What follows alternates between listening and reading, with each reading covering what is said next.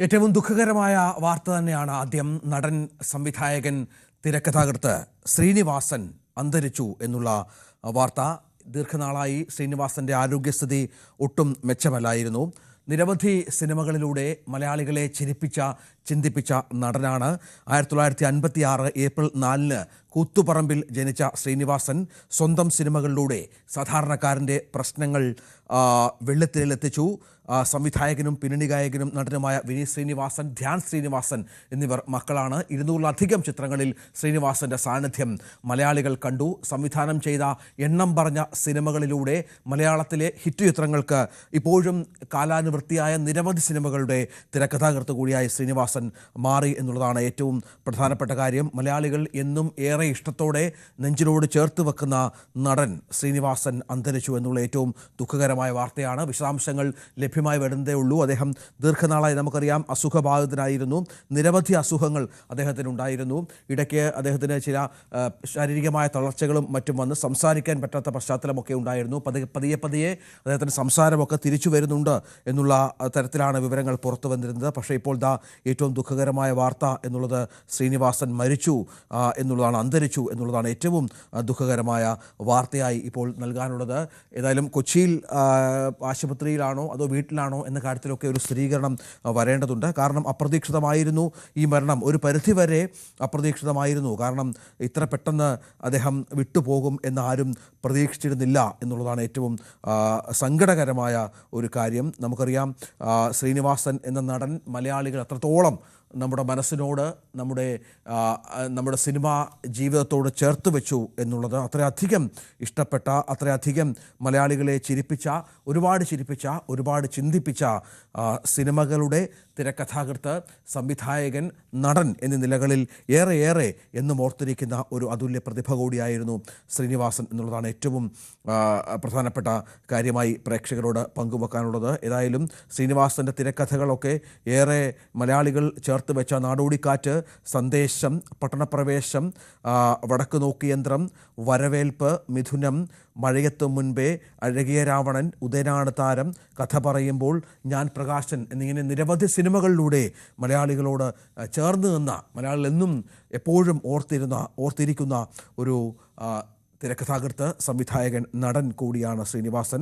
അദ്ദേഹത്തിൻ്റെ പ്രധാന തിരക്കഥകൾ 1987 മുതൽ ഇങ്ങോട്ട് നോക്കിയാൽ, നാടോടിക്കാറ്റ് മുതൽ ഇങ്ങോട്ട് നോക്കിയാൽ, ഏറ്റവും അവസാനം അദ്ദേഹത്തിൻ്റെ സത്യനന്ദിക്കാട് സിനിമ, ഞാൻ പ്രകാശൻ വരെയുള്ള സിനിമകളിൽ അദ്ദേഹത്തിൻ്റെ സാന്നിധ്യമുണ്ടായിരുന്നു എന്നുള്ളതാണ് ഏറ്റവും പ്രധാനപ്പെട്ട കാര്യം. നമുക്കറിയാം ഉദയനാണ് താരമൊക്കെ ബോക്സ് ഓഫീസിനെ വലിയ തോതിൽ ചലിപ്പിച്ച സിനിമകളാണ്. ഗാന്ധിനഗർ സെക്കൻഡ് സ്ട്രീറ്റ് പോലെയുള്ള കോമഡിക്ക് പ്രാധാന്യമുള്ള, സന്മനസ്സുള്ളവർക്ക് സമാധാനം പോലെയുള്ള മലയാളത്തിലെ ആനുകാലികമായ നിരവധി വിഷയങ്ങൾ പ്രതിപാദിച്ചുള്ള തിരക്കഥകൾ. തലയണമന്ത്രം എന്ന് അദ്ദേഹം സംവിധാനം ചെയ്ത സിനിമ ഏറെ പ്രധാനപ്പെട്ട, ഏറെ നിരൂപക ശ്രദ്ധ ആകർഷിച്ച ഒരു സിനിമ കൂടിയായിരുന്നു. വടക്ക് നോക്കിയന്ത്രമാണ് അദ്ദേഹത്തിൻ്റെ സംവിധാനം ചെയ്ത സിനിമകളിൽ ഒന്ന്. വടക്ക് നോക്കിയന്ത്രമൊക്കെ ഏറെ മനുഷ്യനെ സിനിമയിൽ മാത്രമല്ല ചിന്തിപ്പിക്കാനും ചിരിപ്പിക്കാനുമൊക്കെ ഏറെ പ്രാധാന്യത്തോടു കൂടി തന്നെ അദ്ദേഹം ചെയ്ത സിനിമകളാണ്. 2 സിനിമകൾ സംവിധാനം ചെയ്തു. വടക്ക് നോക്കിയന്ത്രം 1989-ലും ചിന്താവിഷ്ടയായ ശ്യാമള 1998-ലുമാണ്. മികച്ച തിരക്കഥയ്ക്കുള്ള പുരസ്കാരം സന്ദേശത്തിനും മഴയത്തും മുൻപേക്കും അദ്ദേഹത്തിന് ലഭിച്ചിട്ടുണ്ട്. മികച്ച ചിത്രത്തിനുള്ള സംസ്ഥാന അവാർഡ് വടക്ക് നോക്കിയന്ത്രത്തിന് അദ്ദേഹത്തിന് സംസ്ഥാന അവാർഡ് ലഭിച്ച പശ്ചാത്തലമുണ്ട്. സംവിധാനം ചെയ്ത സിനിമയാണ്.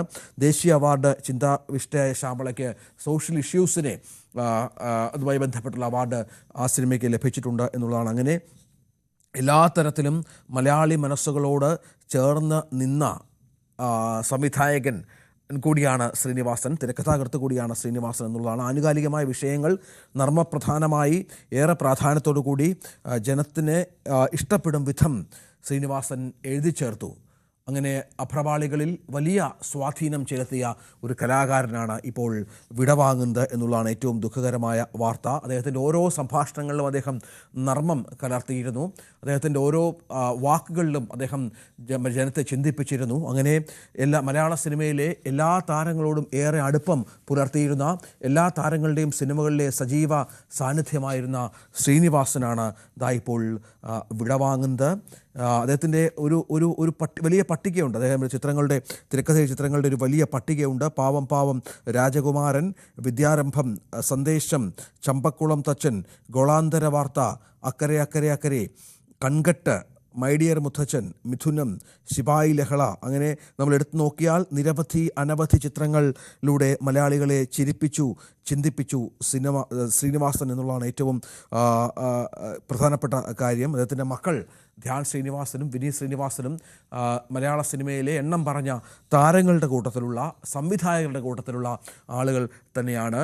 അങ്ങനെയാണ് അദ്ദേഹത്തിൻ്റെ ഒരു ജീവിത ചരിത്രം ഒക്കെ ഒരുപാട് എന്താണ് മലയാളികളോട് ചേർന്ന് നിന്നിരുന്ന എന്ന് തന്നെ വേണം പറയാൻ. ഏറ്റവും പ്രശസ്തനായിരിക്കുമ്പോഴും എപ്പോഴും സാധാരണക്കാരൻ്റെ വിഷയങ്ങൾ എപ്പോഴും അദ്ദേഹം പറഞ്ഞു വെച്ചിരുന്നു. ടി ജി സജിത്ത് വിവരങ്ങളുമായി ചേരാണ്. സജിത്ത്, ശ്രീനിവാസൻ എന്ന് പറഞ്ഞാൽ നമുക്ക് മലയാള സിനിമയിൽ നിന്ന് അടച്ചു നിർത്താൻ പറ്റാത്ത ഒരു നടൻ, തിരക്കഥാകൃത്ത്, സംവിധായകൻ, അങ്ങനെ